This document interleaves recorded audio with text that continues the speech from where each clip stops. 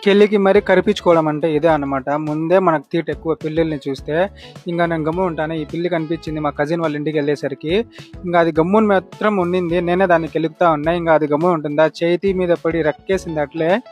ఇంగా మన 100 డేస్ సిరీస్‌లో ఈరోజైతే డే 71 అనమాట. ఈరోజు కూడా మార్నింగ్ అయితే నేను లేచి చియా సీడ్ వాటర్‌తో డే స్టార్ట్ చేశాను అనమాట. సో, ఫైబర్ ఇంటేక్ కంప్లీట్ చేయడానికి చియా సీడ్ వాటర్ అనేది చాలా బెస్ట్. ఇంక పులిహోర చేసిందమ్మ. ఇంక పులిహోర, బాయిల్డ్ ఎగ్స్ అయితే బ్రేక్‌ఫాస్ట్‌లోకి అయితే తినేసా అనమాట. ఇంక బెంగుళూరు నుంచి వచ్చిన తర్వాత బట్టలన్నీ చాలా పడిపోయినాయి. ఇంక అవన్నీ ఒక్కొక్కటిగా ఉతుకుతా ఉన్నా బట్టలు.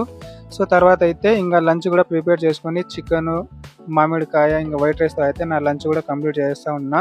మధ్యాహ్నం నిద్ర వస్తది. బట్ కంట్రోల్ చేసుకుంటా ఉన్నా. ఎందుకంటే రాత్రిపూట నిద్ర రావట్లేదు. ఇంక ఈవినింగ్ పూట అయితే బనానా తినేసి ఇంక పీలేరుకెళ్ళి వర్క్ చూసుకొని ఇంక వచ్చేటప్పుడు కీరా వచ్చి 3 కేజీస్ 50 రూపీస్ అంట.